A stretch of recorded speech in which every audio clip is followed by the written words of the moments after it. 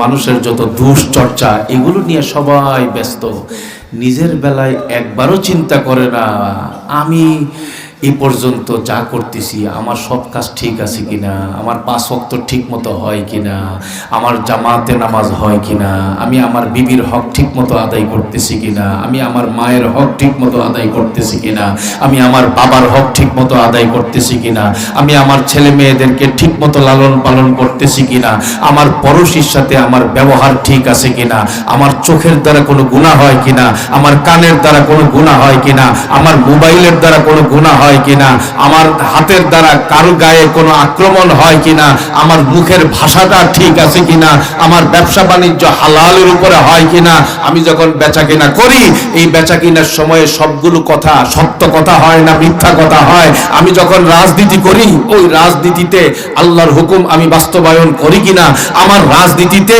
আল্লাহর নবীর আদর্শকে আমি বাস্তবায়ন করি কিনা, আমার মধ্যে মুসলমানিত্ব কয় পার্সেন্ট আছে আর ইহুদিবাদের চিন্তা আমার মধ্যে কয় পার্সেন্ট আছে, হিন্দুদের চিন্তা আদর্শ আমার মধ্যে কয় পার্সেন্ট আছে, বিধর্মীদের চিন্তা আমার মধ্যে আদর্শ কয় পার্সেন্ট আছে।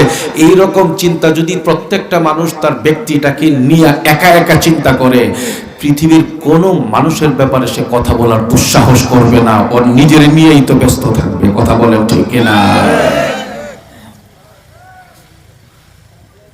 কালামে পাকে আরেক জায়গায় আল্লাহ তাআলা বলেন এই বিষয়টা বলতেছেন, কি বলেন দেখেন না, ইয়া আইয়ুহাল্লাযীনা আমানু আলাইকুম আনফুসাকুম লা ইয়াদুররুকুম মান দাল্লা ইযা তাদাইতুম ইলাল্লাহি মারজিউকুম জামিআ ফায়ুনাব্বিউকুম বিমা কুনতুম তা'মালুন।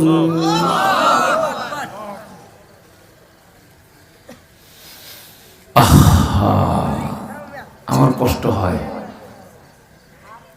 আমার খুশিও লাগে। কোন মাহফিলের মধ্যে যখন কালা মাথাওয়ালা মানুষ আসার পরে চলে যাইতে চায় আমার খুব কষ্ট হয়। কালা মাথা বুঝেন না? বুঝে নাই? কালো মাথা বুঝেন না? কালো মাথাওয়ালা মানুষগুলো যখন চলে যেতে চায়, মাহফিল থেকে উঠে যাইতে চায়, আমার কষ্ট হয়। মাহফিল যার জন্য সে যখন উঠে যেতে চায় আমার কষ্ট হয়। কালো মাথা বুঝেন? যেটারে দেখতে দেখা যায় মাথার মধ্যে টুপি নাই, গায়ের মধ্যে সুন্নতি পোশাক নাই, প্যান্ট পরে আসছে, শার্ট পরে আসছে, এই মানুষটার জন্যই তো এই বয়ানের প্রয়োজন বেশি মাহফিলে, তার জন্যই তো এই মাহফিলের আয়োজন। কথা বলেন ঠিক কিনা? কিন্তু এই মানুষটা একবার আসলো, আসার পরে এই জান্নাতি বাগান থেকে যখন উঠে যেতে চায় আমার খুব কষ্ট হয় যে এই মানুষটার জন্যই তো মুফতি সাহেব আছেন, ওলামাই কেরাম আছেন, ওনারা তো দ্বীনি পরিবেশের মধ্যে থাকেন, আল্লাহ তাআলা তো ওনাদেরকে ওই পরিবেশের মধ্যে রাখেনি, বলতেই আছেন শুনতেই আছেন। কিন্তু এর বাইরে যারা আমরা অন্য জগতে থাকি, এই মানুষগুলোর তো এই বয়ানগুলো, এই মজলিসগুলো এই মানুষগুলোর জন্য এক সময় নাজাতের জরিয়া হবে। কথা বলেন ঠিক কিনা? হেদায়েতের জরিয়া হবে। আল্লাহ আমাদের সবাইকে দ্বীনের যে গুরুত্ব, দ্বীনি মজলিসের যে গুরুত্ব, দ্বীনের কথা শুনবার যে গুরুত্ব সাহাবাদের মধ্যে যেমন ছিল, আমাদের মধ্যে আল্লাহ তাআলা ওই সাহাবাদের নমুনা হওয়ার ওই স্পিরিট, নমুনা হওয়ার চেতনা আল্লাহ তাআলা আমাদের দিলের মধ্যে ঢুকায় দেন। সবাই আমিন কর। ইয়া আল্লাহ। এই যে ধরেন এই যে আসতেছে না তিনজন, এই যে তিনজন আসতেছে না, আসতেছে না তিনজন, দেখেন না? আল্লাহ ওনাদেরকে সহ আমাদের সবাইকে জান্নাতি হিসাবে কবুল করেন। এখানে মাঝখানে এই কথাটা বইলা দেই, এখানে আসার জন্য স্পেস একদম ওপেন করা আছে, যাওয়ার সময় অনুমতি নিতে হইব আমার কাছ থেকে। কথা বুঝতেছেন নাকি? এটা মাদ্রাসা, এই কয়েক মিনিটের জন্য এটা মাদ্রাসা খুলছি আমি উস্তাদ, আপনারা সবাই ছাত্র। কি শরম টরম লাগতেছে নাকি? বাস এই আলেমের ময়দান, এই ছাত্র বাস। এখানে আসা যাবে, কিন্তু অনুমতি ছাড়া উঠা যাবে না। হ্যাঁ, কথা এটা টাইট মাদ্রাসা, আমার মাদ্রাসা এটা টাইট, কড়াকড়ি। হ্যাঁ, কড়াকড়ি। নুরানি বিভাগের চেয়ে কিন্তু টাইট, বুঝা রাখেন। মাইক দিয়া যদি ডাক মারি আপনারে, বাণিজ্য জীবনে যা কামাইছেন সব শেষ হয়ে যাব না, এটা বুঝা রাখেন। নুরানি বিভাগের চেয়ে টাইট। হ্যাঁ, টাইট।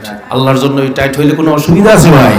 এটা মোহাব্বত আল্লাহর জন্য। আল্লাহ আমাদের সবাইকে জান্নাতি হিসাবে কবুল করেন, আমিন কন। ছেলে মেয়ে বিবি বাচ্চা ভাই মা বাপ দাদা দাদি সবাইকে নিয়ে একসঙ্গে আল্লাহ জান্নাতে থাকার তৌফিক দান করেন, আমিন কন। এই সব কথা আপনাদের সামনে যা বললাম বুঝা থাকলে বলেন, ফরজ নামাজের পাশাপাশি নফল নামাজের দরকার আছে না নাই? ফরজ রোজার পাশাপাশি নফল রোজার দরকার আছে না নাই? এই জন্যে আমল যত কম করা যায়, এই পাগলামি আপনারা এই বাংলাদেশে আগে দেখেন নাই, এই বর্তমান বাংলাদেশে শুরু হয়েছে।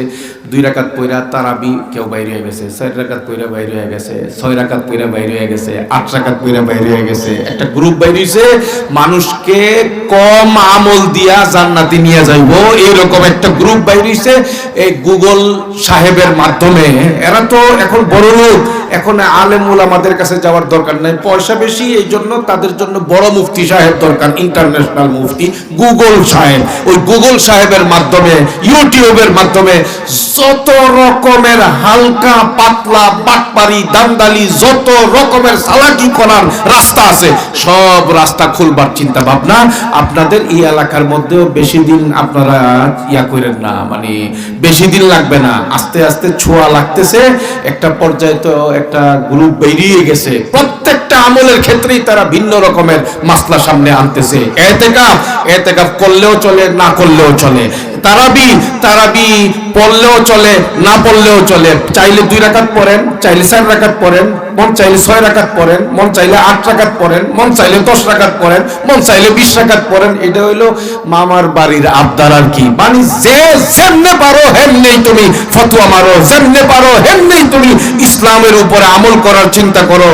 এটার দ্বারা ইসলাম পালন তো হবে না, আল্লাহর নিয়ামত থেকে আল্লাহর বান্দারা বঞ্চিত হবে। কথা বুঝতেছেন নাকি? মাঝখানে এটা একটা কথা বলি, নরসিংদীর এক জায়গায় ওই লা মাযহাবী যারা হাদিস মানে না, এদের প্রভাব বেশি।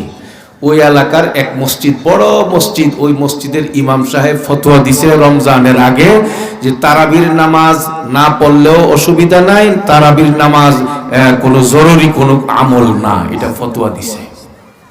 আচ্ছা বলেন তো, মোটে মাঠে সূরা তারাবিও পড়ান জানা মানুষকে, এই জায়গার মধ্যে যদি ফতোয়া একখানা আসে তারাবির নামাজ না পড়লে কোনো অসুবিধা নাই, গুনাহ হবে না, মানুষ আনা যায় মসজিদে তারাবি লাগে। ছাগলকে তো রশি দিয়ে পানি নেওয়া যায়, রশি দিয়েও তো মসজিদে রাখা যাইব না তারাবির নামাজ পড়ার জন্য। কথা বলেন না, সুযোগ সুবিধা যদি বাড়ায় দেওয়া হয় এরকম পাওয়া যাবে নাকি লোক রে? আমার কাছে এই কথাটা আসছে খুব দুঃখজনক ভাবে যে হুজুর কাম তো একটা ঘটে গেছে অমুক মসজিদে, এখন ওই মসজিদে তো আর তারাবি হবে না। বললো কয় কি? বলে কি কয়, হাদিসের মধ্যে বলে নাই, তারাবি হাদিসের মধ্যে নাই। আমি বললাম যে তারাবি আছে না নাই ওরে তো বুঝাই তুইব, দেখাই তুইব।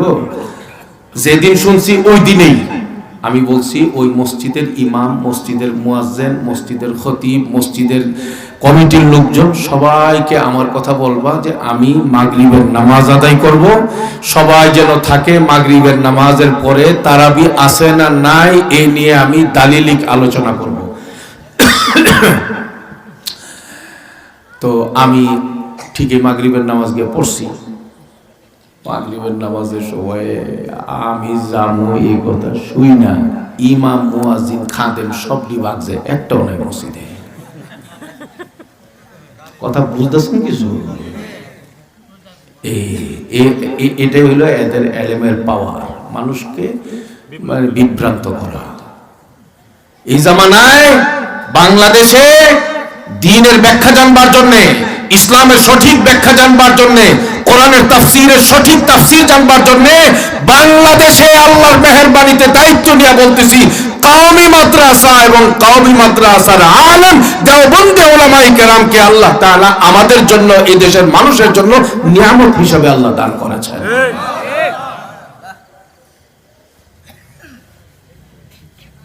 কি মন খারাপ আপনাদের? না, আজকে তো আমার বয়ান শুরুর থেকেই খুব কঠিন চলতেছে। হ্যাঁ, আল্লাহ আমাদের সবাইকে জান্নাতের জন্য মোহাব্বতের সাথে একসঙ্গে জান্নাতে থাকার জন্য আল্লাহ কবুল করেন, আমিন করেন।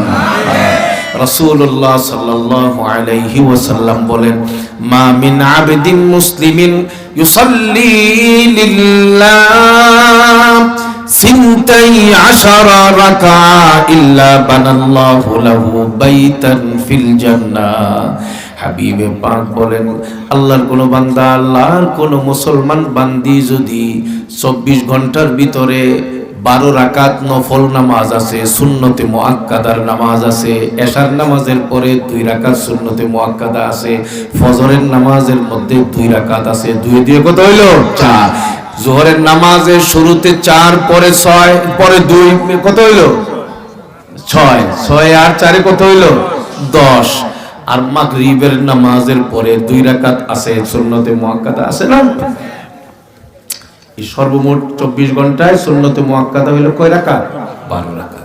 হাবিবে পাক বলেন, কেউ যদি দৈনিক 12 রাকাত সুন্নতে মুআক্কাদার নামাজ আদায় করে, এর বিনিময়ে আল্লাহ তার জন্য জান্নাতে একটা বাড়ি